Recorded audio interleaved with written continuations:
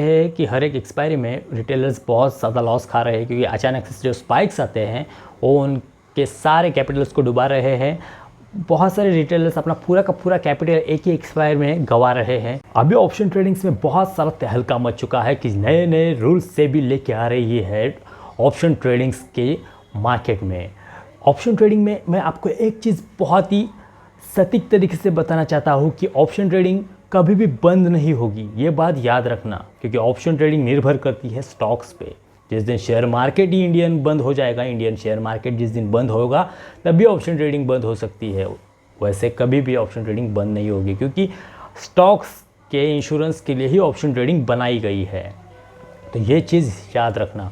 अभी जो मार्केट में नए रूल्स लेके आने वाली है सेबी, उसके चर्चे पूरे मार्केट में तो चल रहे हैं। क्या रूल्स है, क्या नियम है, हम देखते हैं। जितने नियम किसी देश के नहीं होंगे उतने सेबी रूल्स लेके आ रही है।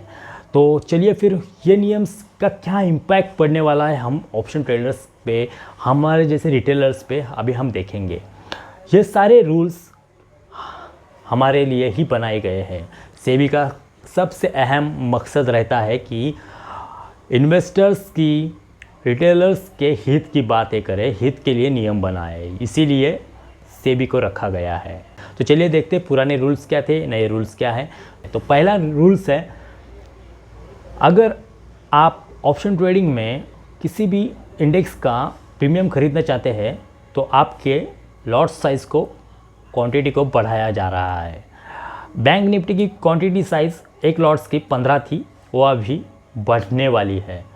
5 लाख का कॉन्ट्रैक्ट साइज़ था, 5 लाख तक आप कॉन्ट्रैक्ट की साइज़ थी पहले, पर अभी वो 20-25 लाख तक लेके जाने वाली है। मतलब आपको बताता हूँ कॉन्ट्रैक्ट साइज़ किस तरह से बताई जाती है, किस तरह से कैलकुलेट की जाती है, मैं आपको बताता हूँ।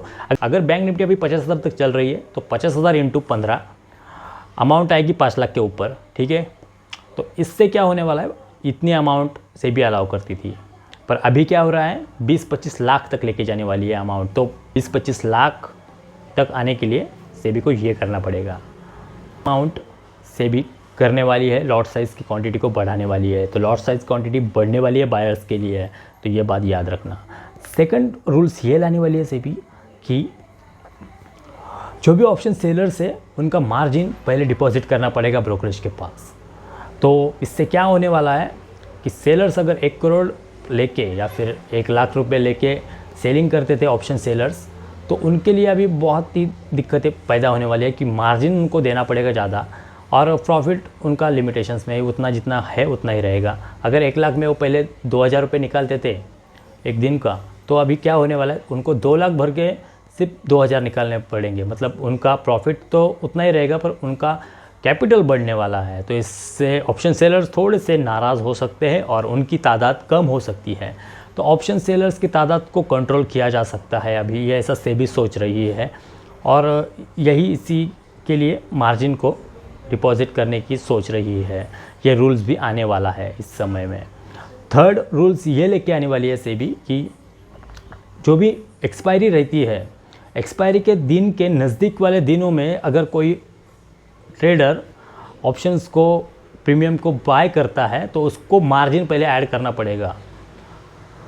तो इससे क्या होने वाला है, जो बहुत सारे ऑप्शन ट्रेडर्स कम अमाउंट वाले बायर्स थे वो कम होने वाले हैं, ऑटोमेटिकली उन पे लिमिटेशंस आने वाले हैं, उनकी तादाद कम होने वाली है। एक लिमिटेशंस आने वाला है सभी पूरे मार्केट में, और इनकी तादादों पे कंट्रोल आने वाला है। फोर्थ रूल क्या होने वाला है कि जो भी एक्सपायरीज थी, हर दिन में 5-5 दिन एक्सपायरी चलती थी। मंडे को bank x mid cap Nifty की, ट्यूसडे को फिन निफ्टी की, वेडनेसडे को निफ्टी की, थर्सडे को बैंक निफ्टी की, फ्राइडे को सेंसेक्स की। इस तरह की जो एक्सपायरीज चलती थी हर दिन में, उन पे कंट्रोल आने वाला है, और हर एक एक्सपायरी सिर्फ एक वीक में एक ही होने वाली है। तो सारे एक्सपायरी को एक ही दिन में करने की सोच रही है सेबी। और इससे क्या होने वाला है, एनएससी के इंडेक्स थे उनकी एक ही दिन में एक्सपायरी होगी, बीएससी के इंडेक्स थे उनके एक ही दिन में एक्सपायरी होगी। मतलब बीएससी के कौन कौन से थे, सेंसेक्स और बैंक एक्स, इनकी एक ही दिन में शुक्रवार को शायद हो सकती है एक्सपायरी। और जो भी इंडेक्स एनएससी के थे, Nifty, bank Nifty, Fincap Nifty, वो सारे एक्सपायरी एक ही दिन में गुरुवार को या वेडनेसडे के दिन हो सकती है। तो इससे क्या होने वाला है, जो हेज फंड वाले थे वो जो ज़्यादा स्पाइक्स लेके आते थे उन पे कंट्रोल आ सकता है। बहुत सारे रिटेलर्स हर दिन अपना पैसा गंवा रहे हैं एक्सपायरी में, बहुत ज़्यादा रिटेलर्स गंवा रहे हैं। इसके लिए सेबी अभी उनके हित के लिए सोच रही है, उनके भविष्य के लिए सोच रही है कि ऐसे हालात आ रहे हैं कि हर एक एक्सपायरी में रिटेलर्स बहुत ज़्यादा लॉस खा रहे हैं, क्योंकि अचानक से जो स्पाइक्स आते हैं वो उनके सारे कैपिटल्स को डुबा रहे हैं।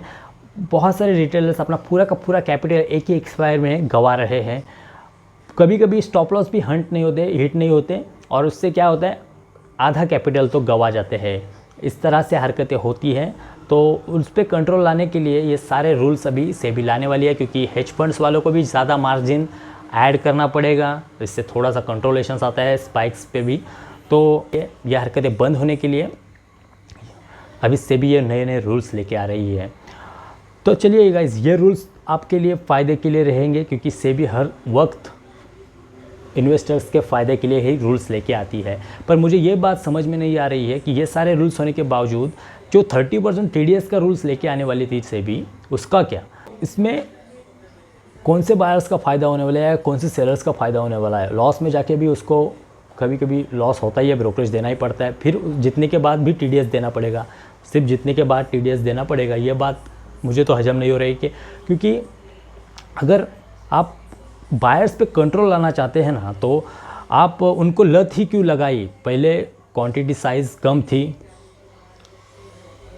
बायर्स को इनविटेशन दिए गए, आ जाओ, हर जगह पे इनविटेशंस भेजे गए, जैसे लोगों को रिटेलर्स बढ़ते गए, रिटेलर्स को ढूंढ के लाया गया यहाँ पे। इस तरह से उनके लिए सब प्लेटफॉर्म की इंतज़ाम किए गए कि कम क्वांटिटी साइज़ हो, कम लॉट साइज़ की क्वांटिटी कम हो। बहुत सारे रिटेलर्स छोटे छोटे अमाउंट लेके आने लगे, 50,000, 20,000, 40,000, 1 लाख। और अभी क्या हो रहा है, वो सारे लोग पैसा गंवा रहे हैं, एक्सपायरी के दिन गंवा रहे हैं, बहुत सारे लॉस खा रहे हैं। और अब सेबी ये सारे नए रूल्स लेके आई, फिर वो नया रूल TDS का भी लेके आई। तो ऐसा मेरे को कभी कभी सोचता हूँ मैं कि अगर किसी को बुलाया गया है, उसको लत लगाई गई है और अचानक से ये सारे रूल्स भी दिखाए गए, फिर भी उसको ज़्यादा फ़र्क नहीं पड़ेगा, वो 30% भी देने के लिए तैयार हो जाएगा TDS। क्योंकि किसी को भी दारू की अगर लत लगती है तो दारू के भाव कितने भी बढ़ाए दिए जाए तब भी वो दारू खरीदने की सोचता है। क्योंकि जो दारू पीता है, जिसको लत लगती है दारू की, वो उसके एरिया में ऐसा कभी नहीं मैंने सुना कि दारू के भाव बढ़ चुके हैं। वो कितनी भी दारू महंगी हो जाए, वो दारू पीने की सोचता है। तो TDS अगर भी लग भी जाए 30% का, तो जिसको लत लग चुकी है ऑलरेडी 1-2 साल में, वो 30% देने के लिए भी रेडी हो जाएगा। इस बात को भी याद रखना चाहिए हम लोग को। तो सरकार ये क्या कर रही है मुझे समझ में नहीं आ रहा है।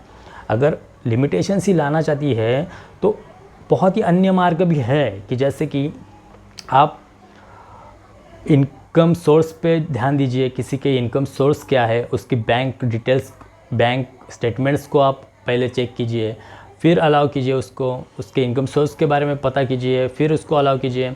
और भी हार्डर करना चाहती है, और भी डिफ़िकल्ट करना चाहती है एंट्रेंस को, तो आप एग्ज़ाम रखिए ना, कि अलाउ तभी होगी जब वो एग्ज़ाम पास करेंगे। उसको कितना नॉलेज है, टेक्निकल नॉलेज कितना है, उसको कितना प्रीमियम्स के बारे में नॉलेज है, कितना ऑप्शन चेन के बारे में नॉलेज है, ये सारी चीज़ें जब हम देखेंगे, उसके बारे में एग्ज़ाम लेंगे, तब उसको एंट्रेंस देना चाहिए।